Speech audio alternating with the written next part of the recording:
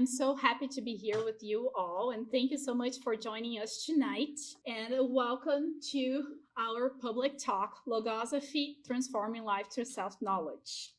Have you ever struggled when trying to strike balance in your life?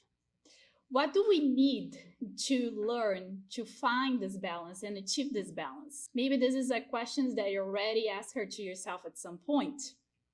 Especially now that life is so busy, we have so many tasks and challenges, and also we have to question our priorities because we have so many distractions too, right? Well, let me introduce myself. My name is Carolina Alcantara. I am a student of Logosophy and a Pilates instructor. And since this might be your first contact with Logosophy, I'll briefly share what is the institution is. The Logosophical Foundation is a school dedicated to a human self-betterment and a non-profit organization, non-religious as well. Here we are all students and volunteers. Logosophy was created in 1930 by the thinker and humanist Carlos Bernardo Gonzalez Petcotti, and he was born in Buenos Aires in Argentina in August 11 in 1901. He demonstrated his exceptional pedagogical technique with his original method, which teaches to unravel the great enigmas of human and universal life. There is study centers all over the 5 continents, and in South America and Central America, in Europe, Asia, and Australia. In North America, there are students spread out through the whole country, United States and Canada, with a Logosophical Center based in Miami, Florida. And there is also Logosophical School where they teach the regular subjects to kids, but also the Logosophical Pedagogy. They teach the kids how to understand their thoughts and other subjects that we also learn here. And one of the aims of Logosophy is to offer resources to improve of oneself.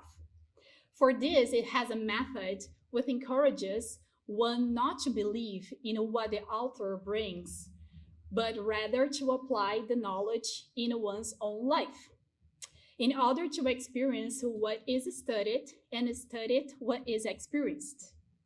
In my case, Logosophy is teaching me how to pay attention to my inner self and to observe my thoughts in my mind and to select and decide which one I'm going to cultivate and the ones I'm going to just say they're not useful and I'm going to try to change them.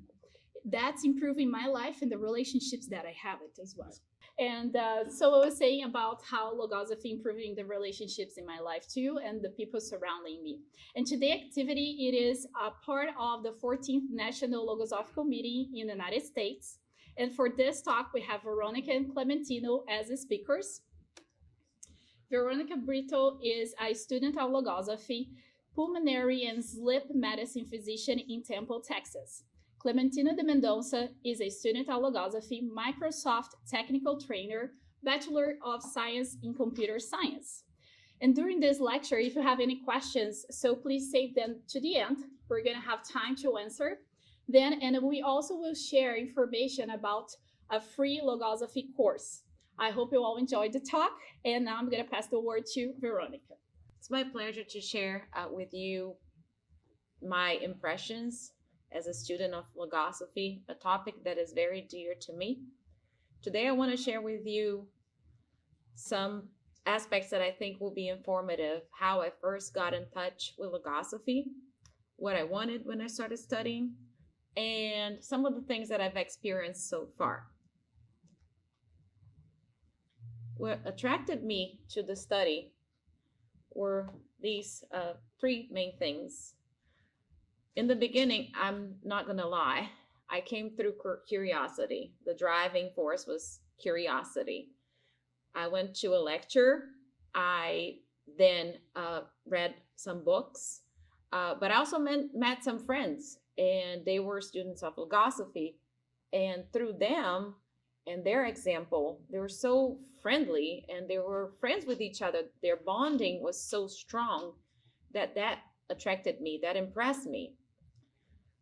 So then I got a book to read. It was called Basis for Your Conduct. And when I read the book, I felt like it was written for me. You know, that book that you can't stop reading? You turn page after page and you just keep going because you're so attracted to what's written in there. And then you go to bed and you think about the things that you read and you learned, and you just, get attracted to the book. I was like, well, if this is logosophy, I want to learn more. And that's what I did. I was in a lecture just like this today in my hometown in Rio. I was invited by friends who were then my medical school friends, and other friends from medical school were attending the lecture too. I was then offered a course to learn more about what logosophy was, an informative course, and then another course to prepare me to become a student. At that time, a lot of things were happening in my life 21, 22 years ago. What the concepts that really got me into trying to learn more were first the concept of thoughts, totally new to me. Very different view of what I had learned till then. I started dating my now husband, and I started questioning myself, what am I looking for in a partner? The other thing was some of those friends that I was making through school and in general, I saw that they were going to be my friends until I got old. And I wanted to create a better relationship with them. I wanted to avoid drama. There was a lot of drama. And I wanted to nourish that bond that I was creating. And that example of the students of Logosophy who were so good friends really got me into wanting to become one of them. And the other thing was looking inside myself. My thoughts, my feelings, my relationships, my goals. Speaking about the knowledge of oneself is one of the main objectives of logosophy. There are things that we don't know about us that the study enables us to learn, and it's no longer a secret. Makes us happier. Knowing about ourselves makes us happier.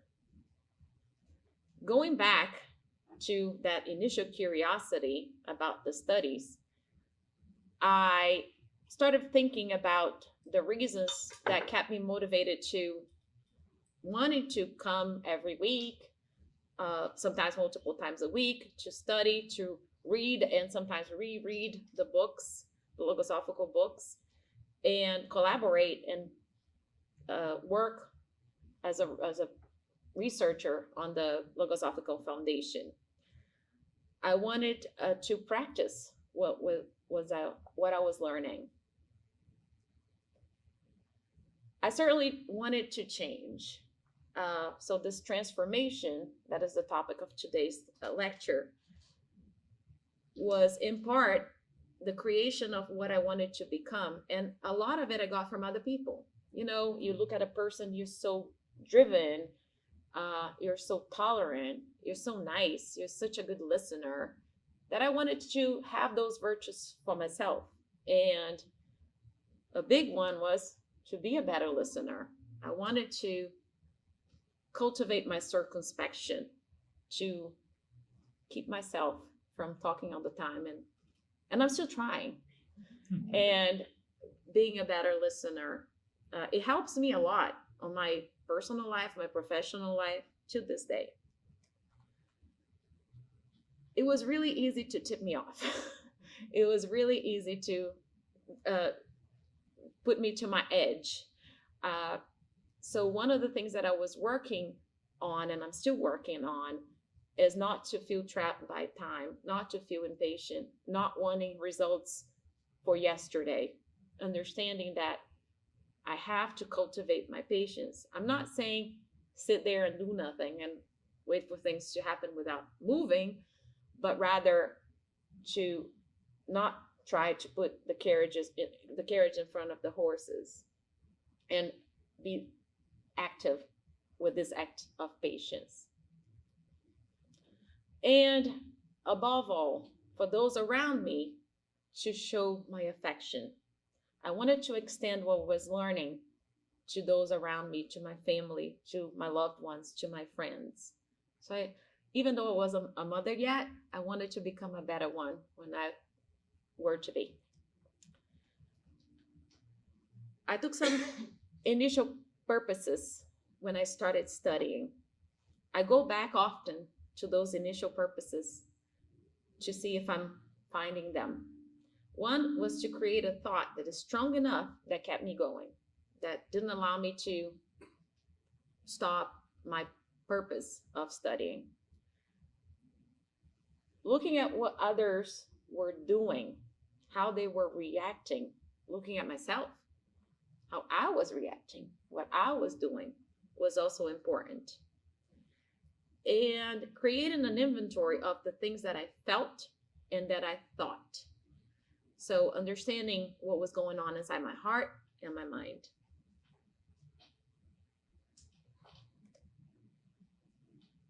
And always asking myself, why? Why am I coming back? Why am I doing this? Why am I still studying? When do I graduate? And there's no graduation. So one of the big whys is we all want to be happy, right? I think we all want to be happy. One of the things, the elements that Logosophy taught me was that to be happy, we need to be conscious. To be conscious, we have to live on the here and now. We have to live in the moment. This logosophical teaching on the screen talks about this reality, which is to live in the present. In the past, I had my experiences I can't change. The future, I can project the future, I can make plans, but I can't change there. I have to change today. So I have to put an effort to make those changes to become that person that I want to be, the person who I admire on the here and now. We create purposes. We create short-term goals. One of the things that I've learned with Logosophy is to spend less time imagining and wasting time and working more towards my projects that I decided for myself. And another concept is that everything that I can study, I can put into practice. And everything that I live or go through, I can study about it. And this will also enable me to have more joy and more happiness. And these are the places where I practice what I learn. As I said before, with my loved ones, with my family, in my community, in my neighborhood, in traffic, where I sometimes lose my edge, in my profession, which is really, really important, but above all, within myself, with my thoughts and my feelings. So going back on that timeline of the things that I've already achieved, organizing my mind was a big one. Carolina brought the concepts of the thoughts, so that really is something that I experience all the time, that I can now control my mind and my thoughts in a much better way than before I knew about these concepts. And everything that I study, every study group that I go to and I learn a new concept, I can experiment and I can study the same exact way what I have lived, what I have experimented. So life is this experimental field. And I brought a little bit about the different aspects of my life where I experience what I studied with Logosophy. I'm going to give the word now to Clementino. Thank you for your attention. We'll save questions for the end. So everyone, welcome, and it's a pleasure to be here again. Well,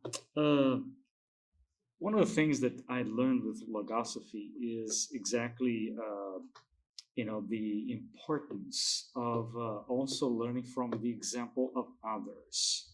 So that's the summary of what I'll be talking about. And in a way, it expands a little bit of what Veronica and Karina were talking about. So one of the things that I realized, right, when I was learning about myself and learning how to learn, I've been interested in learning how to learn since I was in the 6th grade. I still have some notebooks where I was learning on how to, study better, improve myself. And obviously, those are early, trials that are now long gone and laughable at that. Although I still have one plan that I was looking at it the other day. I still have one plan that I did in the summertime of, when I was 12 years old, summertime of 1978. When I had all those little time slots where I was going to review everything that I had done so far. I said, whoa, that's a little bit over to the edge. But I was attracted to that idea of a scientist in an ivory tower, learning by themselves, right? Concentrated on their ideas. And I was very fond of Isaac Newton. I had found a biography of Isaac Newton and how he discovered gravity and so on. And so, whoa, that's what I want to do when I grow up.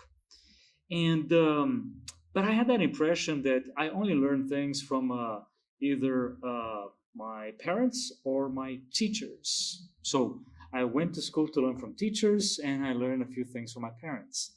And then, of course, as I grew up, I started to learn that I learned less and less from the parents and more from the teachers.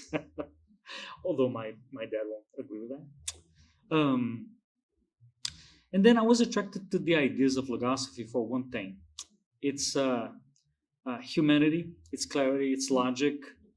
And then I realized one day when I was, going over those ideas that I didn't have enough elements to improve. Meaning, I just did not have all the elements of being by myself in that ivory tower. I simply did not have enough elements when I realized that, I needed to learn from everybody else around me as well. It was a revelation. It came with logosophy. Logosophy was the one that actually led me to that importance of studying in the collective, as we say it, right? And then everybody, according to logosophy, the coach was telling me, okay, well, everybody has a different perspective. I initially couldn't see it. I still remember the first day when I was studying at the Logosophy Foundation, when one of the students actually had a different perspective, and I said, oh, I'm learning from that person. It was one of the first meetings, by the way, that I was having at the Logosophy Foundation. But it was really interesting to know that I then was starting to finally understand learning as a team sport. And team sport in the sense that if you look at a vase in a table, right? Thank you because it's easier to see the vase right now. Thank you for the lighting expert there.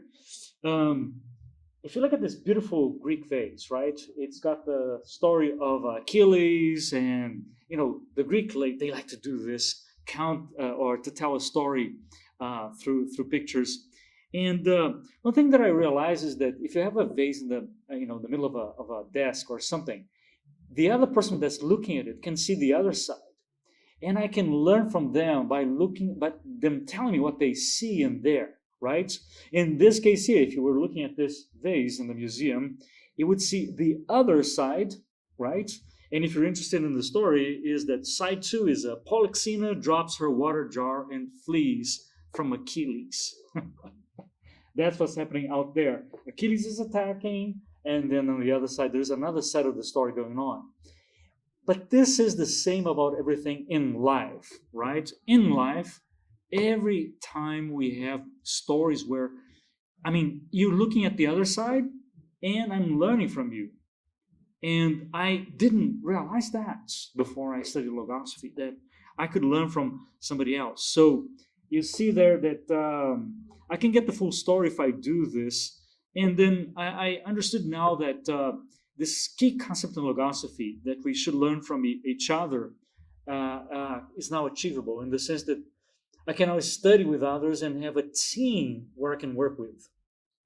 It's not like a football team. It's more like a soccer team, about 10 people That's how we typically study in the Logosophy Foundation. We have about a team of 10 people, and then we go through, some journeys of learning where we have some themes where we go and study those themes once in a while, and we come back and not only that, it's I was not just learning how to learn from example. I was learning how to learn from example of the others that were studying the same topic, right? So that's the beauty of it, is that now I saw the whole experience of studying Logosophy distributed on everybody else. I could learn from everybody that was actually in touch with those teachings. And not just that, beyond that too. And I also, in those situations, I started to develop a way for observing, not in a negative way, trying to find flaws, but in a positive way, seeing the good that's behind everything that the other person is also doing. So I would see some good quality. Okay, I want to do that too. And typically, we learn from people, just slipping and falling in the ground, right? Oh, I don't want to do that. Okay. But on the other side, we rarely think about, okay, well, that guy is really doing well. What can I do to learn from that other person? And I was now starting to learn about that too. And one of the things that I observed in the, by the way, beautiful library, I want to go there. I'm a book person. If you go to my house, if you go to my home, you'll see that I have lots of books. And when I was a kid, well, not just when I was a kid, also up to until when I was, already at university, I imagined that knowledge was in books. And I use the word imagine because that's not the reality, right? The reality is that you really learn from examples. And so all the books that I had and all the books that I had seen, by the way, you know that I went to the extreme of once looking at all the books in a library so that I could know them. And then if I wanted to, I could just come back and find them. I would take the book, browse a little bit. Okay, this book's about this stuff. And then I would put it somewhere in my mind, and then it would be a reference. So if I wanted to come back to that topic later, I would just go and in my mind look at what I remember and then go back into that area. But then I realized this is all just theory, right? Reality teaches more, and examples from the real world were teaching me more than 1,000 words. So I started to see those books as sources of information, not as sources of knowledge. Knowledge is what you create when you get that information and you make it act on your own lives. So anyway, right now I'm in the process of phasing out my own library at home. I have been working with Juliana and she's helping me. We bought a scanner and we're trying to get rid of all those books and writings and so on, so that I can actually more and more work with reality. And when I say reality, I'm not just talking about me talking to you, but my internal reality, right? I have to learn of my with my inner self as well. And then from this understanding that you can learn from others, and that you don't really learn from an extensive library, but rather taking all those ideas and trying to put them in practice, I realize also that learning is a lot, really, more realistically, learning from a coach or coaches. So I took this list here directly from the NFL website. And what I like about this list is that there is a one-liner on each of those, right? So if you look into the list here, you'll notice that I have here the first one, Vince Lombardi, simply the best. And why was that? It's because he is considered to be the one who summarized all the experiences of all the other coaches. So you had Tony Dungy, Quiet Inspiration, Tom Coughlin, 2 super rallies, and there's an entire biography for each one of those. And I like that, meaning that each of those guys, those coaches, they had their own, their knowledge, their specialty. And you had this big one, number one, who summarized everything. And it's the same analogy as Pecocci, right? Pecocci, to me, in his work, he summarizes a lot of the essence of the great thinkers of the mind out there, or coaches of the mind out there. And when I say coaches of the mind, I'm talking about, for instance, obviously when I started studying logosophy, I was interested in many other things before I went deep into Pecocci's own work. So I was interested in, for instance, other thinkers such as Einstein, Jung, Bohm, and Piaget, right? Maria Montessori, and mathematicians and others. So it's from my background, right? Study stuff that I liked. But the point is that when I started to look into logosophy, I realized that Pecocci, he really does a good summary, or he doesn't really do a direct summary, but rather that his ideas about thoughts, they allow me to, okay, you know what? Pecocci's ideas are so simple that I can understand all these other guys by looking at or reading or studying about these ideas. So I started to go deeper and deeper into it, into learning how to live an inner life.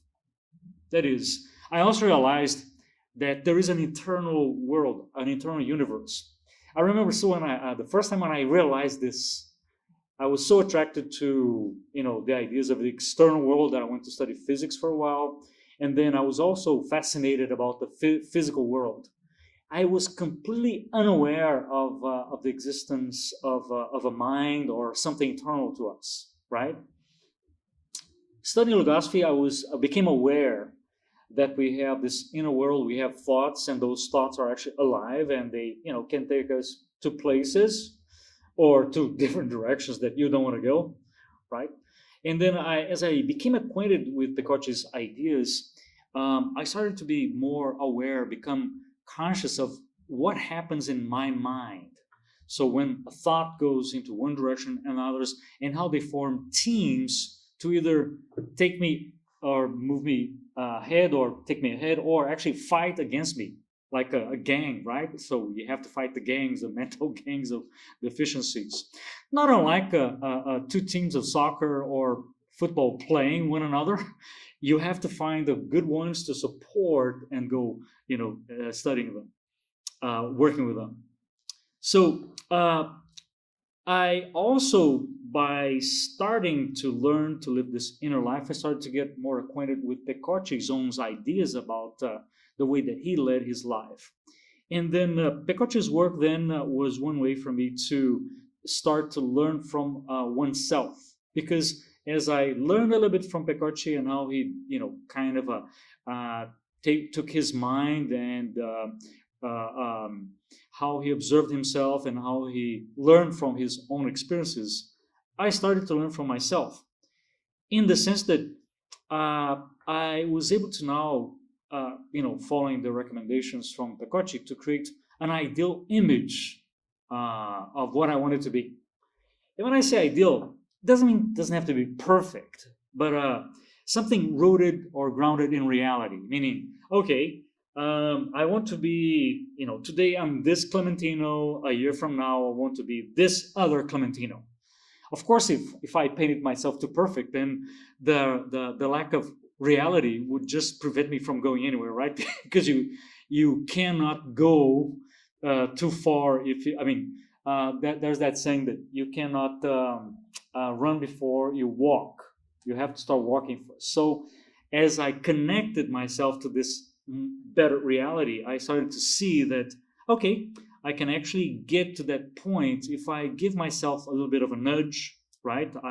The secret is you can create a sculpture out of your own experiences as long as you start from reality. I like this picture created by one student of logosophy from Mexico. Beautiful, right? Where we start by looking at ourselves, painting an archetype or this image, and then we try to act upon it. We observe the results. And say, I have to adjust this, I have to adjust that. And then as I go back to the drawing board, and then I say, okay, now I need to do this tomorrow or the day after tomorrow. And then you go on perfecting in an endless spiral cycle of improvements. You start to improve yourself. And the beauty of this is that I don't have to compete with anyone. I'm competing with myself. I have this little image, this archetype, and I'm competing with myself. Of course, people will say, but this is too much work. Do you want to compete with yourself? No, I'm not competing even with myself. I'm actually giving myself some good nudges, stimuli, or good reasons for me to improve. It's like a little bit of the carrot and the stick. I prefer the carrot. And the carrot is in this case here, all the good times and the good experiences that we have, the good experiences we have with the family, and also learning a little bit about ourselves and the universe, what's around us. Well, I said in the beginning that when I was a kid, I was yearning to learn about everything, right? And along the way, I became interested in learning how to learn. I would say that today I have fulfilled at least partially that objective, but I'm still learning about how to learn. But one of the things that I learned more recently is that when you learn, you also become responsible for helping others learn as well. And as I'm helping others learn, I'm also learning. Nowadays, in the last 3 to 4 years, I've been working full time as a trainer with a company.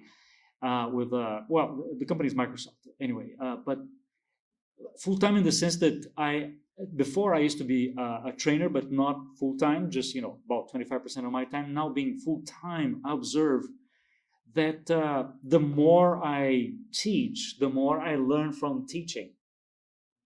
And that's the experience that I've seen at the Logosophy Foundation as well. The more I help others who are coming in, the more I learn from everybody who's coming in, and I learn from their experiences as well. So you would think, this seems to be too hard. The reality is that we can start to contribute to the study in the Logosophy Foundation from day one. And I see that from every new student that comes in, that I can see how they, are helping me, are guiding me to achieve a better understanding based on their questions and their words and so on and so forth. Wow, thank you so much, Veronica and Clementino.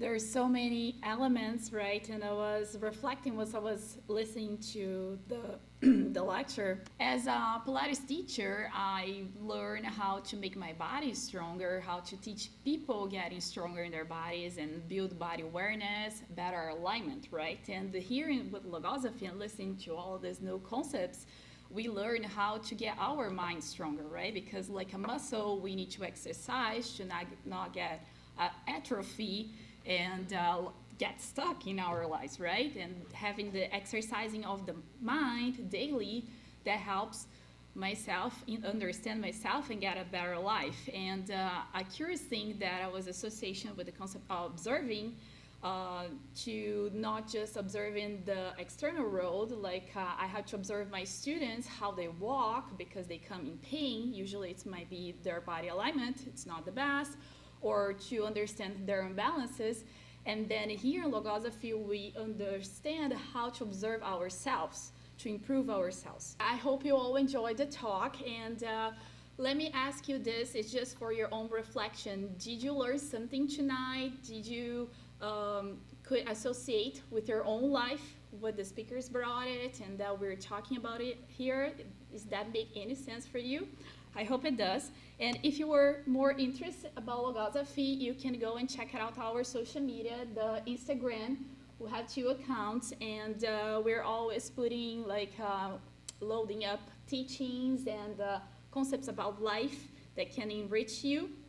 And also at let's see, our Facebook too, you can find more content, and this lecture is going to go up to our YouTube at some point, so please share it out with your friends and family that they can get to know this content as well. And at logosophy.org, you also can get there and see articles that the students write it about, their own experiences that they're sharing and improvements in their own life. And we have more about the institution.